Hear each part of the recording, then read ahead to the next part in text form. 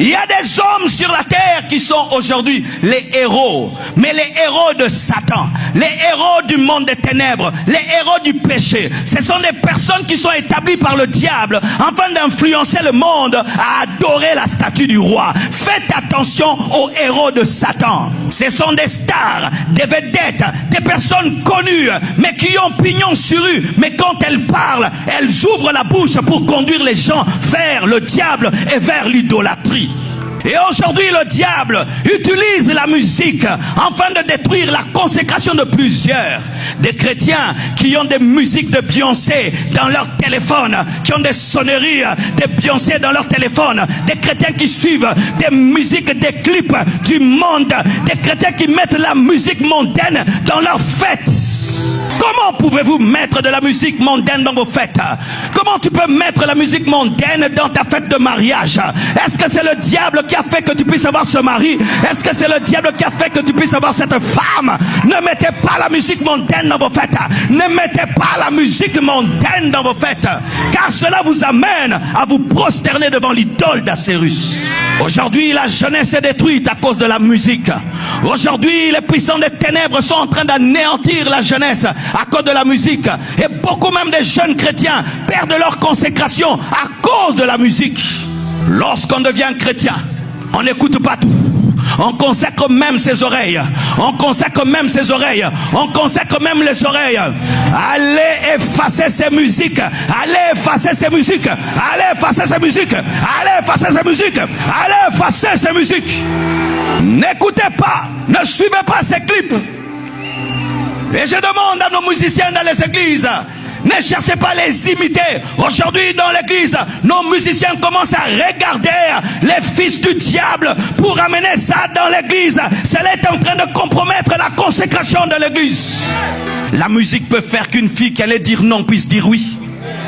La musique adoucit même les gens et les pousse au péché. Il y a des gens, quand ils veulent te faire pécher, ils mettent une musique là bizarre. Tu commences à oublier les versets bibliques. Tu commences à oublier les prédications. Je prie que Dieu te libère de la musique mondaine, qui te libère de la musique sensuelle, qui te libère de la musique satanique et démoniaque. Ta consécration te mettra à part. Ta consécration te distinguera. J'aimerais te dire que ta consécration te distinguera. Frère, sœur, tu es quel genre de chrétien? Tu es le chrétien consacré lorsque tout va bien? Oh, la vie chrétienne, tout ne va pas bien tout le temps. Il y aura un jour, une loi peut sortir. Celui qui prêche l'évangile, on coupe sa tête.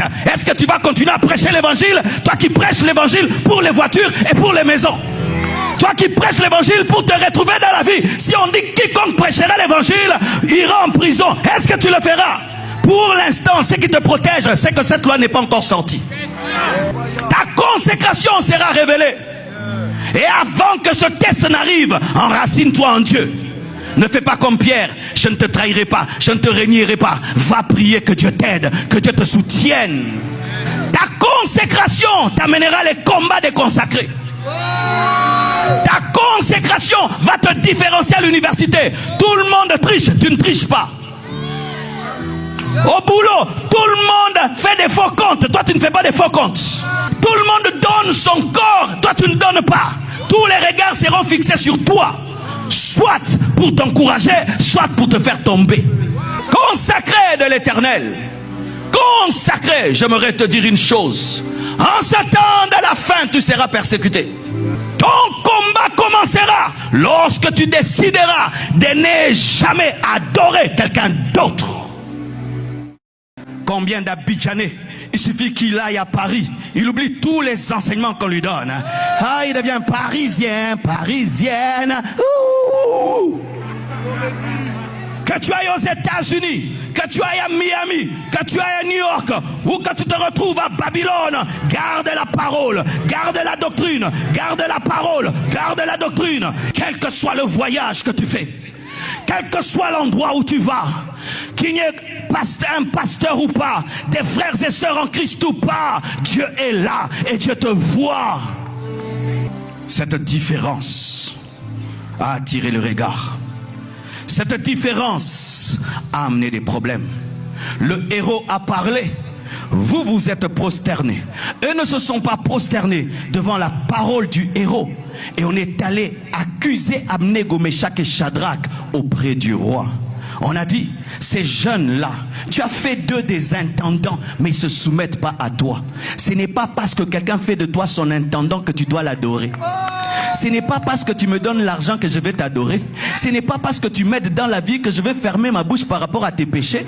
Ce n'est pas parce que tu payes mes études que tu as le droit de coucher avec moi. Ce n'est pas parce que tu m'aides que tu as le droit, que tu es devenu mon Dieu. Oui, tu as fait de moi un intendant, mais tu n'es pas mon Dieu. Mon Dieu, c'est Dieu, ce n'est pas toi. Même si tu m'as donné un poste, tu n'es pas mon Dieu. Ton PDG n'est pas ton Dieu. Ton père n'est pas ton Dieu. Ton pasteur n'est pas ton Dieu. Ton mari n'est pas ton Dieu. Ce n'est pas parce que quelqu'un fait de toi son intendant qu'il a le droit de te demander d'adorer son idole.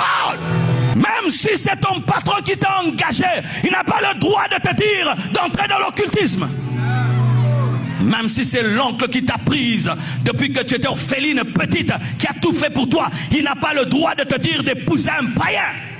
Même si tu m'as élevé, même si tu m'as béni, tu n'es pas mon Dieu.